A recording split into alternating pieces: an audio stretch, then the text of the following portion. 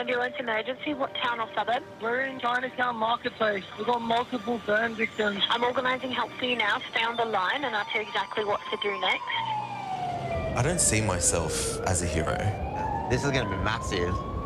I see myself as a man who's capable of doing heroic things. How are you? You okay? Seeing people's faces when we arrive and that sense of relief makes me feel really proud. I've dedicated my life to becoming a paramedic. Should we give Poppy some medication to make him feel a bit better? We go to people on the worst days of their life. It's good. Scared you? All right, okay. All your numbers are good. But if you can make it a positive experience and not as scary. Good as new. Thank you very much. For me, that's really rewarding. This is for you. Is she conscious? Is she breathing? New South Wales Ambulance responds to a staggering 1.2 million incidents each year. A gentleman just come off a quad bike, just slipped on him. She's pumping blood out of her nose and her leg. With unprecedented access to the heart of Sydney's control centre. So listen carefully and I'll Tell you how to do resuscitation, okay? Having that voice reassures them that they've got someone there. Is he awake? I'm sending the ambulance. The ambulance is coming lights and sirens as fast as they can.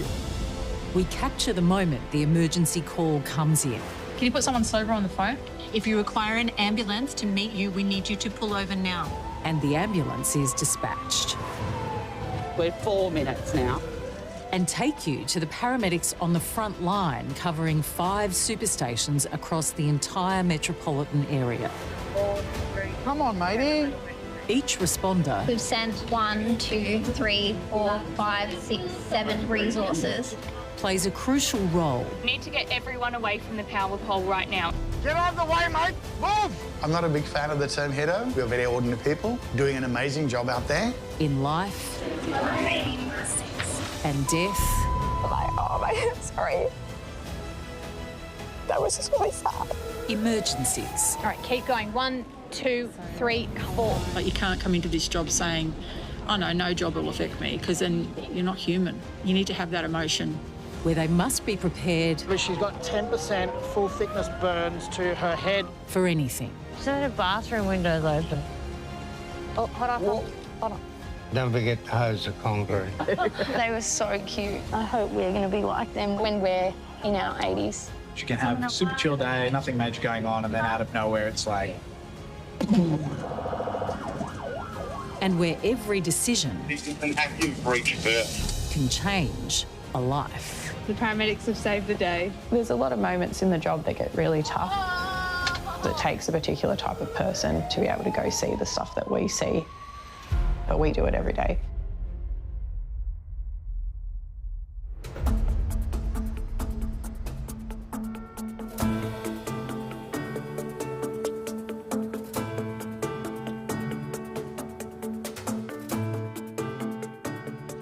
City Control, thanks for everyone's help today.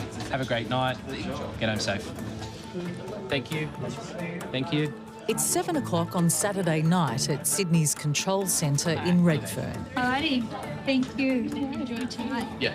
It's changeover time for Australia's busiest team of call takers. Okay, that's really good. Just stay nice and calm. I'm going to help you, okay? We'll do this together. And dispatchers. I've currently got 3 primary care cars and an IC car on the way.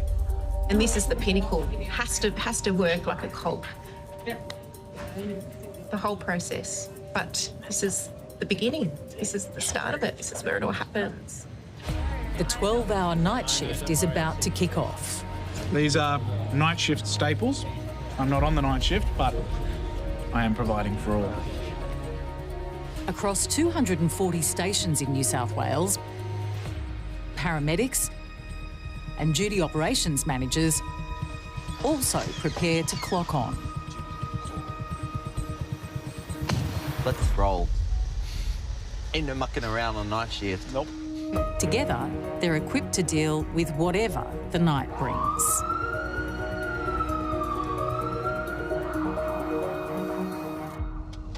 What time did you go to sleep this morning? 10:20, I think. You? I was in bed by like 8:45. Yeah, I thought so. Yeah. Straight away. You're pretty quick. I was out like a light. Except Cosmo was really excited. To see you? Yes, and he wanted to play, and he kept bringing me balls and socks and everything that he collects. Nice. And I'm like, I've been looking for this. I've been a paramedic now for 6 years. I didn't choose to become a paramedic. It chose me. To be a great paramedic, I think you need to be brave. You need to be bold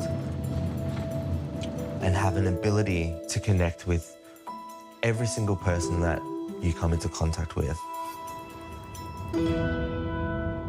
Food for tonight, have you got? I've got beef patties with rice. Delish. And some chicken wings. Yeah, yum. Barbecue chicken wings. What do you got for dinner? Chicken patsiu. Ooh. And then for a little bit later, I got a steak in a Portuguese spicy sauce.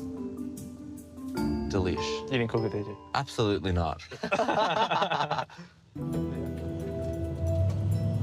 was born in southwest Sydney. My parents were Vietnamese refugees. When I first told Mum I was becoming a paramedic, she laughed at me. She told me about a time when I accidentally cut my finger, saw a bit of blood and I fainted. And she said, "You are not cut out for this." But since working, after that first year, she really saw me embrace the role. So now they're pretty happy and very proud of me. On a typical Saturday night, a call comes in every 25 seconds, and tonight is no exception. Ambulance emergency. Tell me exactly what happened. So I've just had a customer collapse on the ground in the car park. Which finger did he cut off? I don't know, mate. It's one of them on his left hand. I just wrapped it up in the chair, wrapped his hand up in the chair. I was rather looking for his finger. She's vomiting blood. Okay. We're just a bit concerned about her vomiting blood. Yeah, of course. Organising that help for you now. Stay on the line. I'll tell you exactly what to do next. Ambulance emergency, but tell me exactly what happened. So my son is crying and he's just really, really gasping for it. He's just like, he can't talk, he can't breathe. Okay, how old is he? He's 7. He's 7. I'm organising help for you now. Stay on the line.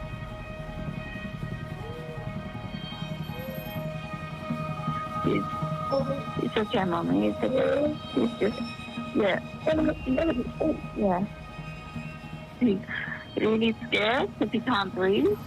Sydney to 885. Going to 1A. Ineffective breathing, gasping for air. A patient in respiratory distress is classed as a 1A emergency, and 2 ambulances are dispatched. We're responding to a 1A, a 7-year-old male, ineffective breathing, son is struggling to breathe, gasping for air. In car 885, intensive care paramedic Jason and partner Paul are 10 minutes away, while another crew is 7 minutes from the scene. I probably get most scared when we get called out to a serious pediatric case because they're so vulnerable and they're so little and they can crash hard and they can crash fast.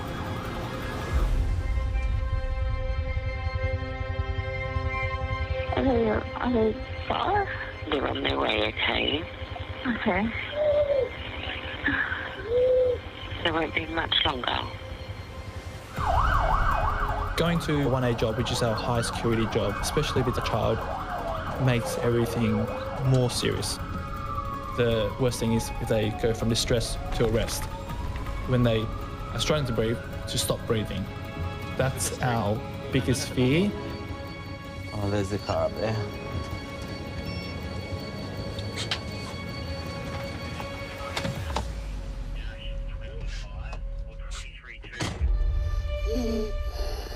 Hello. My name's Paul. I've got Dom, Laura, Jason. What's your name, little man? Hayden. All right. How long has he been like this for? 20 minutes. 20 minutes, okay. And this has happened to him before? He was very little. Very little. Yeah.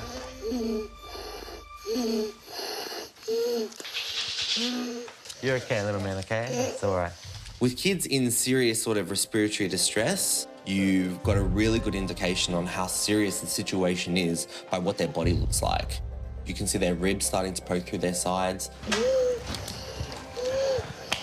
Hey, buddy, I'm just going to listen to your back, okay? Good man. And then in really serious cases, you've got full chest recession where you can pretty much see their chest almost concaving, gasping for air. And that's when you know that this is a life-threatening situation. Good job, man. Hang in there.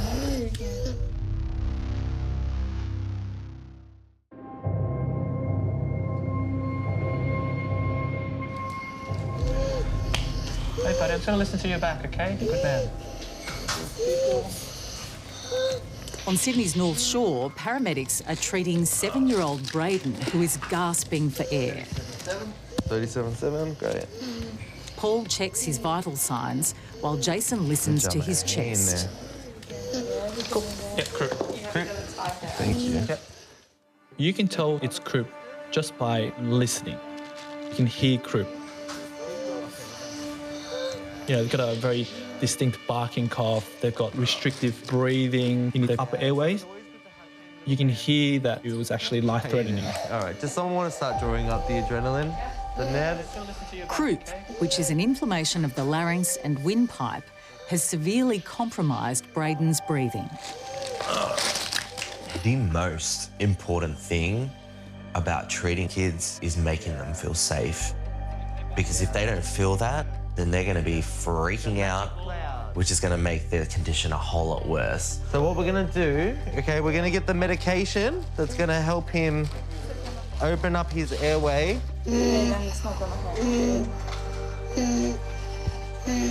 Good job, mate. You're doing so well. You're so brave. My primary focus is the patient, so I'm there with them, trying to comfort and soothe the situation for them, making sure that they know what's going on. Cool, so we're gonna stick a mask on your face, little man, and it's gonna be this magic cloud. It's gonna be a little bit noisy, and it's gonna be, and it's gonna have all this smoke around your mouth, and it's gonna help go into your throat. And it's gonna make it easier for you to breathe, okay? We're gonna put this on your face now, okay? Gonna do this. All right, good job, good job. Remember, like we said, you just breathe normally, okay? Good job, good job. The paramedics administer adrenaline via a fine mist spray to open up Braden's airway as quickly as possible. Nice deep breath. Good job. You're doing so well. So well. You're so brave. Funny, doesn't it? Good job, doing well. Nice and steady. Adrenaline works wonders when it's nebulized in the throat. And so basically it helps all the airway muscles open up. Okay, there we go, 98%. So he's getting very good oxygen, very good oxygen. A little bit better? Yeah, good. I felt so bad. Yeah. Sounds like you got a little frog in there. Doing well, buddy. Check that as well later. Good job. What's your brother's name? Mason. Mason. Cool. Do you guys get along? Yeah, nice. Sometimes. It's always nice to see, you know, your patients go from being seriously sick and unwell to recovery. It's also really nice to be able to actively see treatment working. Now that Braden's breathing has improved, Paul and Jason can transport him to hospital for observation and further treatment. Give him a wave. And a thumbs up. Yeah. His breathing is sounding so much better. Good. Is it exciting? All right, my friend, it's me and you. Your dad's gonna sit right behind you, okay? Do you feel like your breathing's getting better? You can just nod or shake your head. Better? Excellent. But my throat still hurts. Yeah, it's gonna be a bit sore because it's got a little smooshed. That's what this croup does. It restricts it a little bit like this. So when you're breathing, all the muscles in there are like working hard like that. So they rub and it gets sore. All right, so what do we do when we're in the car? Good, man. Lots of seatbelts. All right, so this one is gonna come under here. Another one over here. Because Jason's driving. His numbers are good now? Yeah, perfect. So we've got a 127, 133 on the life back. In those sorts of situations, once all the boxes are ticked and we've administered what we needed to administer, my job then is to make the child feel better, is to make that little kid who's had this potentially life-threatening moment remember this experience as a positive. Year 2, you said, right? Wow. Do you know what you want to be when you grow up? No, no idea. What about a paramedic? Me. You get to go to people's houses and you get to help them when they're not feeling good. It's pretty cool. And you get to drive really fast. It's always fun. You like balloons? Same. I'm naturally kind of childish myself in some certain ways. So I sort of just have a way of making them feel safe and building rapport. Check out this guy. You know, because they're going to remember this for a really long time. They're going to remember this possibly for their whole life. You get a glove chicken. Every kid that comes into my ambulance gets a glove chicken. Gorgeous.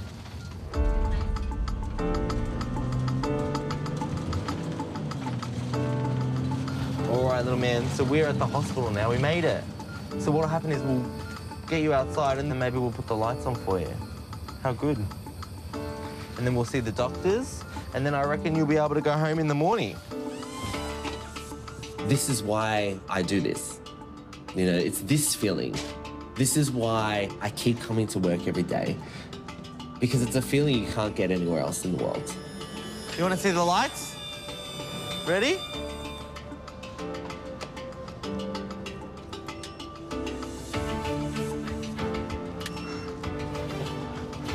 They're pretty cool, hey?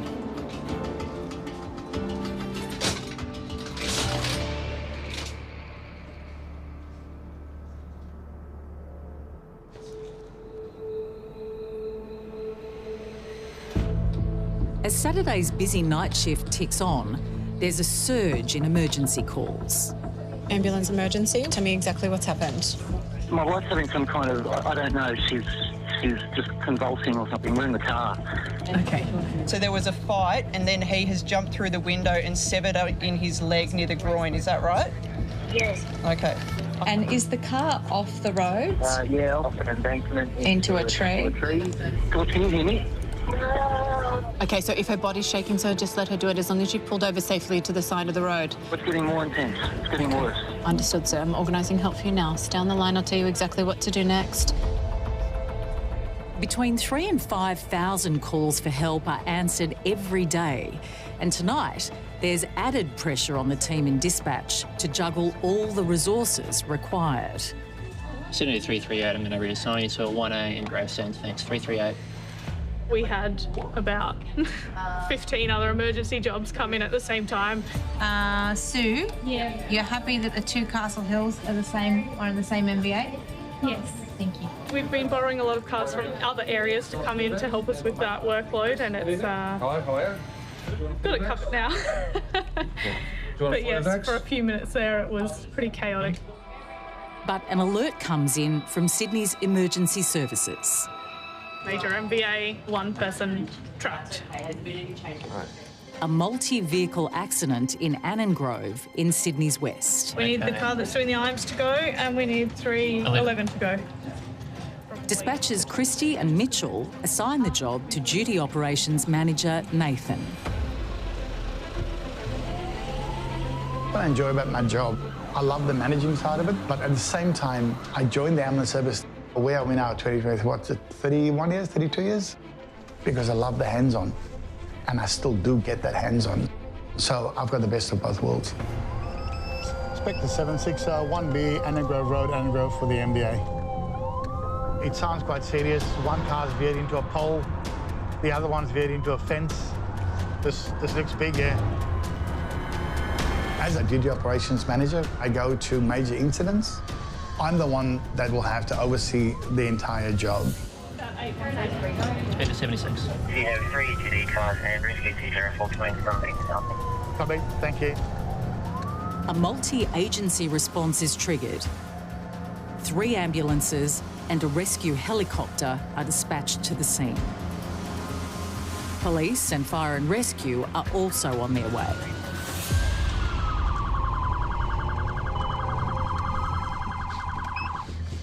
Where's the incident?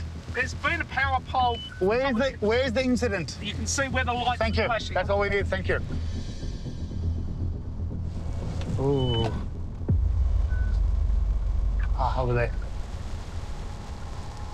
Inspector 76, we're just approaching the scene. All crews to approach with caution. There's a lot of power lines down.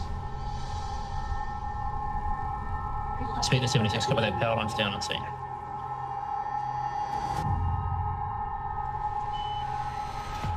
These overhead power lines could carry 132,000 volts.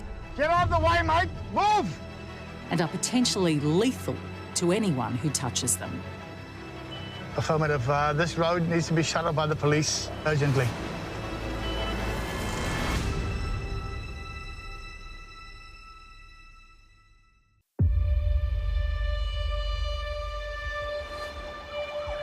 Get out of the way, mate! Move!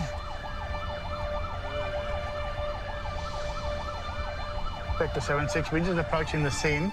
This road needs to be shut off by the police urgently. In Sydney's northwest, Duty Operations Manager Nathan is the first on scene at a serious motor vehicle accident that's surrounded by potentially lethal power lines. This road needs to be closed down completely. And we need a lot of caution from all the attending crews. Overhead power lines can carry thousands of volts of electricity. Touching a live one can be deadly.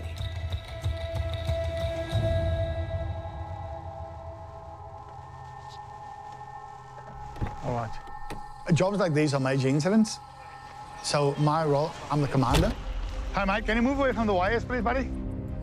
I need to ensure, first and foremost, the safety of the scene, the condition of the patient, and what other resources we need.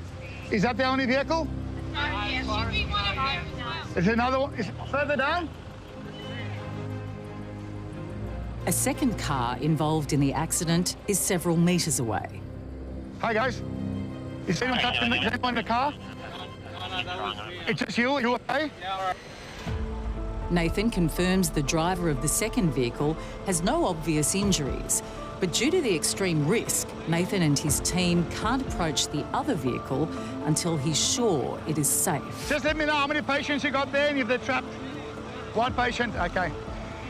Inspector 76. Inspector 76, go ahead. 2-car MVA. The 2 cars are about 50 metres apart from each other. We only have one patient to be treating at this stage. The patient is still code 9. A code 9 means the patient is still trapped in the vehicle. We'll let you know further once we have full access to the patient. I say again, we need electricity, police, very urgently, as well as rescue, due to the power lines. This road is completely shut down now.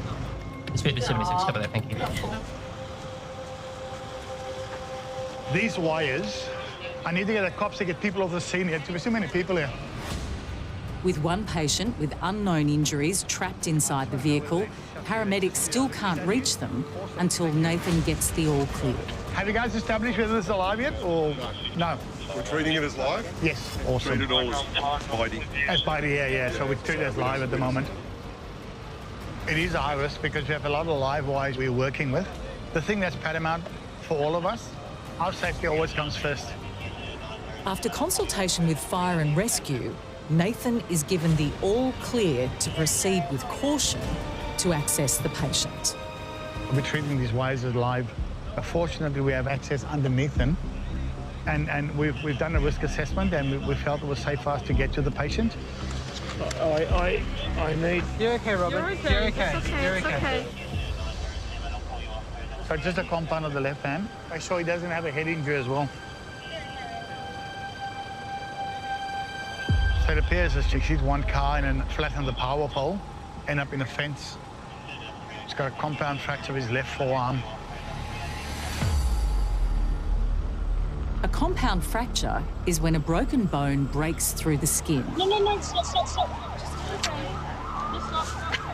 But the bigger concern is that Robin may have sustained a serious head injury.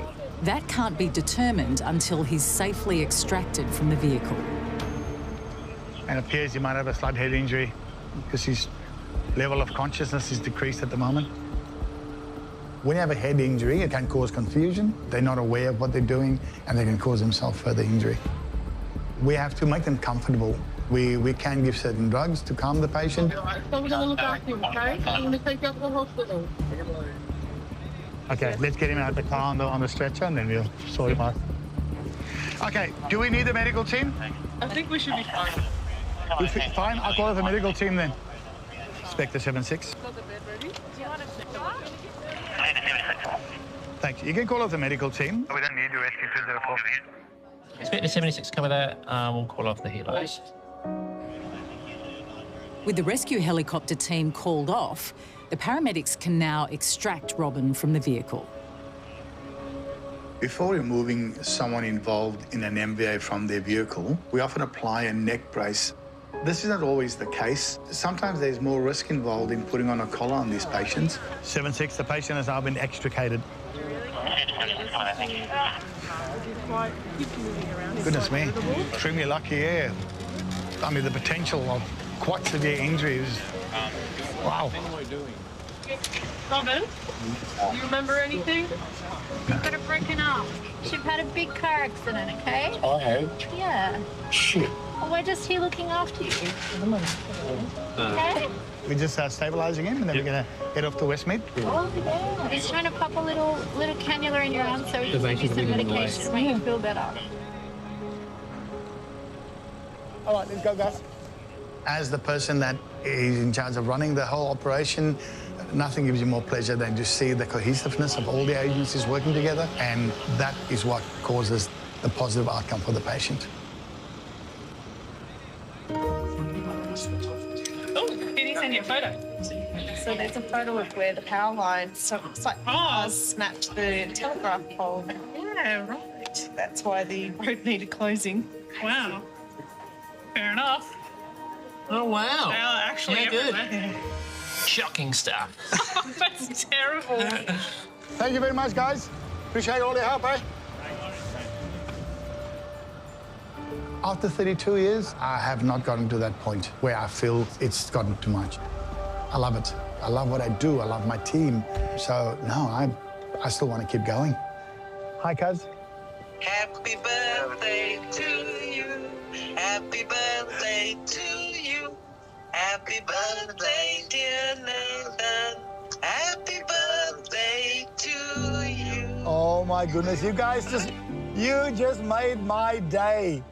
I really feel special. Thank you so much. All the best. God bless. Thanks for your help, gentlemen.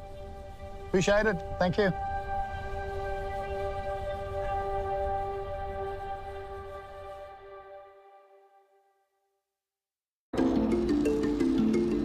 As the sun sneaks over the horizon, the night shift at Sydney's control centre and at ambulance stations across New South Wales comes to an end.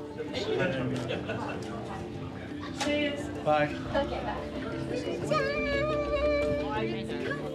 It's time for the day shift to take the helm. Got just a latte, full cream milk, half strength double shot, soy. Are you lying? I'm writing this down. Just a latte, full cream milk. Over the next 12 hours, they'll receive more than 1,300 calls. Hi, this is the ambulance service. Can you tell me exactly what's happened? Which makes this the busiest control centre in the Southern Hemisphere. Is she still unconscious? Yes. Now, other than her head, was any other part of her body injured? As the new team of dispatchers and call takers prepares themselves for the day ahead... Has he ever had a heart attack or angina? The only certainty is the emergency calls will keep coming. And his teeth are falling out.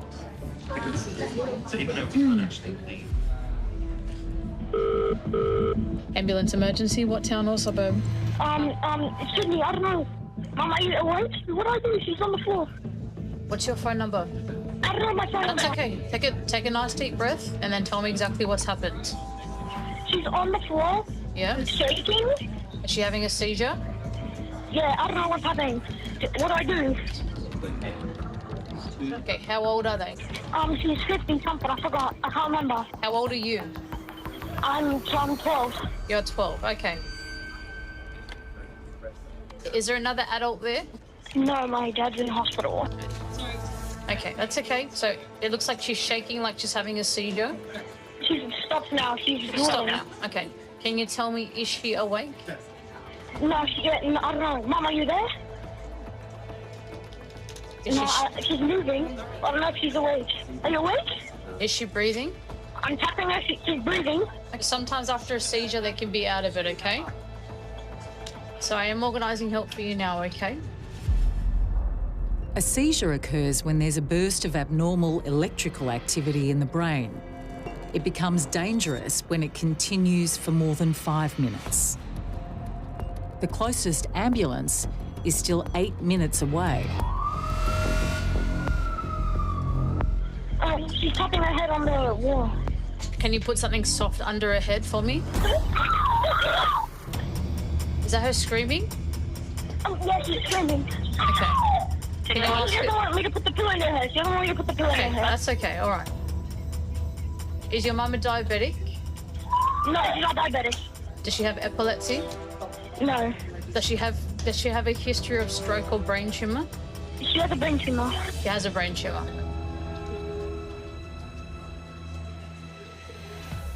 We need to test her breathing together to make sure she's breathing all right, okay? Alright, what do I do? So what I need you to do for me, every time she takes a breath of air in, I need you to tell me when, okay? She just took a breath now. Next one. Again. Yeah. Again. Next. Again. Next. Again. All right, stop there for me. All right. So her rate of breath is quite fast, but it is effective, okay? Yeah. And I need to confirm with you, is she pregnant or has she been pregnant in the past 4 weeks? Yeah, she's been pregnant. She's gave birth to me, but that's it. But not in the past 4 weeks? No. Okay, all right.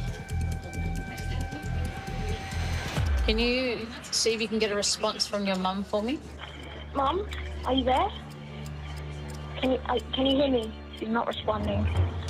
Okay. Is she still breathing? Yeah, she's breathing. Okay. Shit, one of the ambulance gonna be here. So reassure. My dad has cancer, man. Oh. Just reassure her help is being arranged, okay? Mum, help is coming. They're coming at the end of. Mum. Oh shit! She just screamed again. She's waking up. Are you alright, Mum? Are you okay? Okay, just keep reassuring her. She may be a bit confused, okay? You're shaking on the floor. The ambulance is coming, okay? It's alright, it's alright. No. I've got a child caller with his mum who's having a seizure. How old is the child, do you know? 12 years old. No, don't stand up. Don't stand up. You're alright, Mama, you're alright. Don't stand up. Okay, that's okay. Just do your best to reassure her. Sit on here, sit on the lounge. Shit. Okay, come on. I got you, Mum. Sorry. And what's happening? She's running around right now. She's running around. Sit down. She's fallen down. It's alright. No. Okay. Listen to me. Yeah? Okay, you need to just keep reassuring her that the ambulance is coming, okay? The ambulance is coming. Dude, she's gonna die.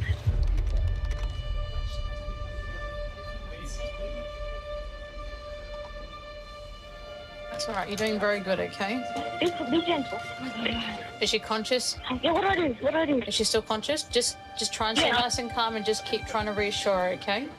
Mum, you're alright. You're alright. Ask Mum to lay back down on her sides. She's heaps confused, but she also has a brain tumour, so she's just. Shit, she's sitting on the toilet now. You don't have any neighbours' phone numbers that I can call? No, I have no idea who they are. I don't know who they are, but That's okay. I don't want to knock on their door. I don't want to leave my mum. That's okay. No, I don't want you to leave your mum either. So they're coming lights and sirens, and they're going to be a couple of minutes. Can you tell me if your front door's unlocked? Yes, it's unlocked. Okay. No, Mum, sorry. I'm holding on there in case she falls. What? Yeah, that's okay. They're coming, Mum. They're all right. They're almost here. Alright, just stay on the phone with me, Ethan, until the paramedics are inside with you. Don't leave your mum, okay? Don't leave her, okay. What's happened? She just fell. She just fell again. Okay. You need to encourage her not to get back up, okay? The paramedics are just around the corner. Does she have any injuries from falling just now? Yeah, she's fallen here. I don't know what's happening. Can you see any bleeding? Oh, she just fell in the bathtub. She just fell into the bathtub? You'll be alright. They're coming. There's no water in the bathtub? No, she's trying to turn on the water. She's trying to turn on the water. Don't turn on the water. Okay, all right. Don't get up! No, wait! No, don't get up! Wait! No, Mum! That's good that she's sitting now, okay? Just encourage her to keep sitting. Sorry, I'm here. I was here. I can't leave her. That's okay. No, you stay next to your mum and the paramedics will come inside by themselves, okay? Doors unlocked that are inside the bathroom. Help! Help! Okay. Help! Help! Ethan, all right, Ethan, I'm going to leave you with the paramedics, okay? Good job, mate. Poor little kid. He was like, Dad's in hospital with cancer, Mum's got a brain tumour. I don't want Mum to die. Far out. Yeah. Poor kid. Thank you.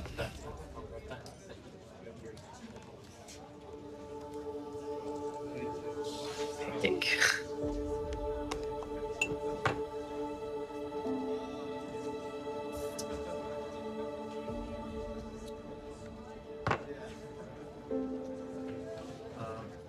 Okay, so we need to have some maps, please.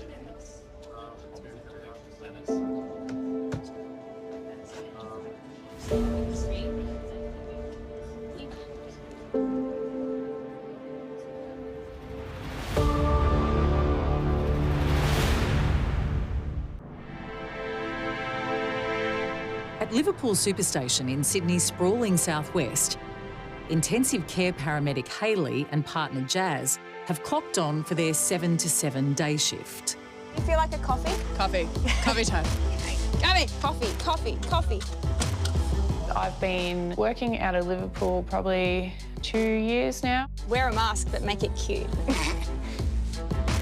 There's so many different types of cultures that come out of Liverpool. You've got a lot of Lebanese patients, you've got Vietnamese, you've got Italian, you've got everything. It's a multicultural area.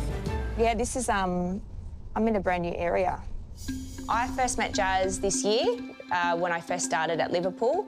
She's 10 years my junior and she's at the beginning of her career. This is my first roster at Liverpool. He's gonna hold my hand. I'm gonna be not good with knowing what hospitals are around me. That's okay. I've been a paramedic for 11 and a half years. I'm a single mum. You'll love it. You'll do 8 weeks here and you won't want to leave after. Jazz is a really smart girl. She's a great person and she's a really good paramedic.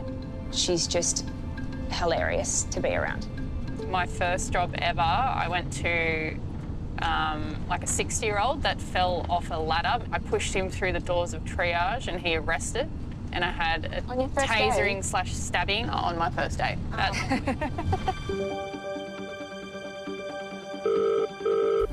Ambulance emergency, what town or suburb? Okay, tell me exactly what's happened. She's got 39 weeks and 3 days. The baby's trying to push out now. All right, and is she having contractions? They have pain every minute. Baby's breached though.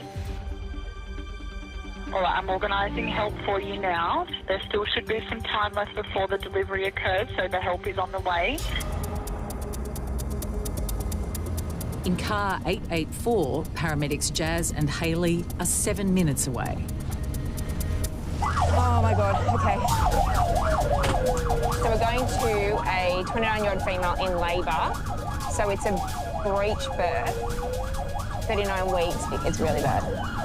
Anytime it comes down on our screen, imminent birth, and it says breech, your alarm bells start ringing because a lot can go wrong.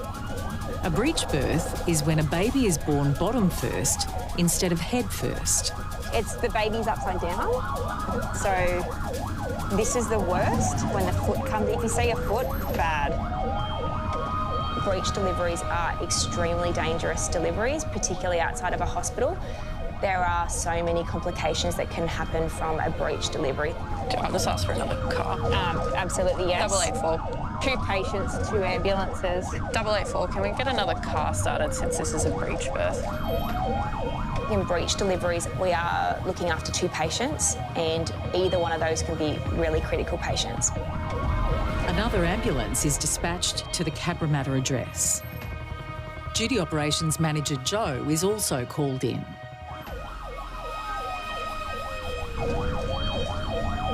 Paramedics from car 846 are already with the patient when Hayley and Jazz arrive. 846, go ahead. 846 is an active breech birth. Oh, shit. Can you get a medical team? It's too late to get to hospital. The baby is coming. In a breech delivery, we need to get the baby out as fast as possible. My concerns are there being some cord compression and the baby not being able to get enough oxygen. You're almost there, OK? Let's just keep pushing. You're almost there. You're doing really good. We just need to get baby out, all right? You're almost there. All right? Did you say medical team? Come on, let's get this baby out, all right? Get a really nice big push.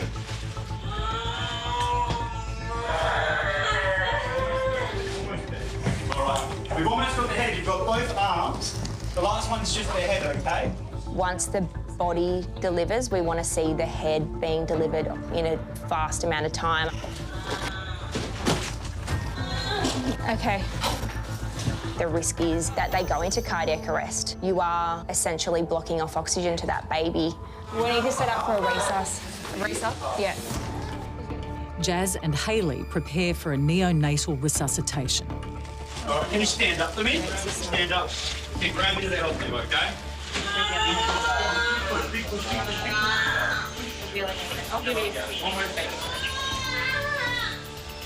So medical team coming. All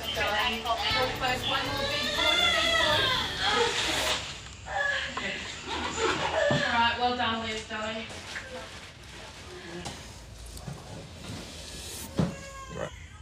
Oh, Baba. Yeah. Hey. Yeah. Good little boy. Congratulations.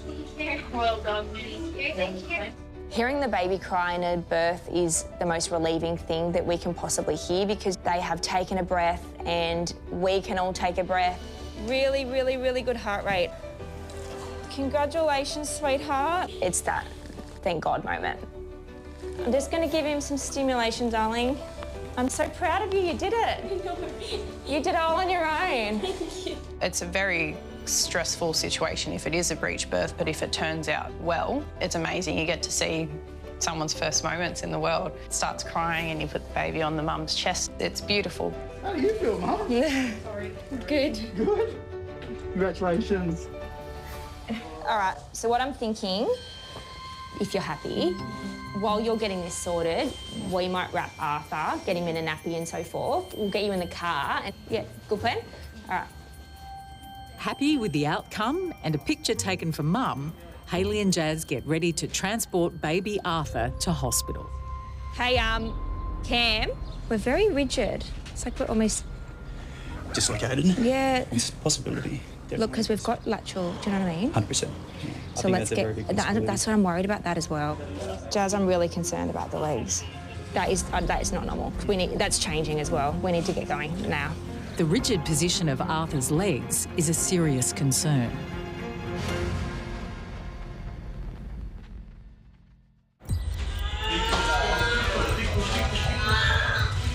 In Sydney's West, paramedics have successfully delivered baby Arthur.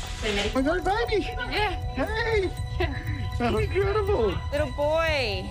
The birth was high risk because the infant was born in breech position. Now, paramedics Jazz and Hayley are concerned there's something seriously wrong with the newborn's legs. All right, we're going to get going urgently to the hospital. I've just identified a little issue with his legs. I think it's because of the position that he came out. We need to go.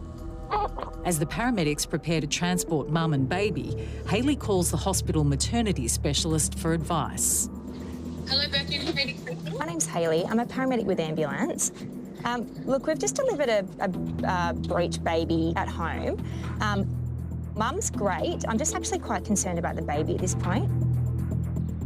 The issue is the lower limbs are like totally flexed and I can't actually reduce them down. Is that normal or is that not normal? Because we can I'm just going to pop you on a phone with the breech midwife. Yeah. Oh, yeah. So legs are usually very splayed. Yeah. I'll put you on speaker. Hold on. Hi, Elizabeth. Congratulations. Thank you. So long as baby is not requiring resuscitation, we can check the legs and everything when you bring mum in. Okay. So as long as you're happy with condition of baby and condition of mum, just bring them in when you're ready. Yeah, clinically, like ABCs, I'm happy. I'm just, as I said, my concerns were just the legs and the ischemia of the Don't worry about the legs. Okay, all right, perfect. Well, you've been very reassuring. Transfer as you usually would, and we'll be expecting you. Yeah, perfect. All right, thank you, ladies. You guys are absolute legends. Thank you so much. No worries. We'll see you soon. Okay, bye. Oh, that's good news. Sorry, we can't be an expert in everything. Just everything else. I've never gone to a breech delivery in the past. We are always learning as clinicians. I wasn't aware that they can have such severe hip dysplasia. I didn't know that their legs could get stuck. I feel silly now, but the day that I stop learning will be the day I retire. After a successful home breech birth... Mate, which booby are you on? Do you remember this from your first baby? Hayley and Jazz are happy they can now deliver a healthy mum and baby to the maternity ward at Westmead Hospital. Arthur's legs will naturally uncurl once he's used to being outside mum's womb. That was actually surprisingly terrifying. I don't get worried or panicked very often about a job, but I think I just saw the trajectory of that job not going well. And I'm so glad it went well in the end. Just delivered. Oh, we got a freshie here. I mean, I want to have more babies, but that did not look that fun.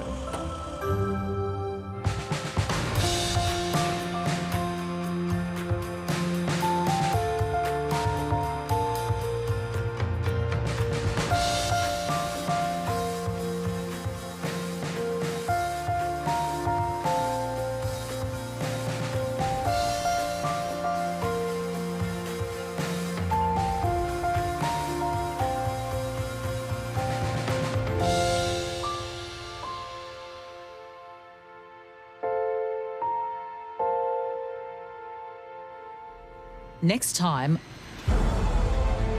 a cyclist hit. It doesn't look good. Becomes a life and death emergency. He looks like he's deteriorated. Take a breath from me, mate. Got reduced lung sounds. The patient could go into cardiac arrest. And I can't breathe. Gasping for air. She can't breathe, gasping. They don't have minutes. This is seconds.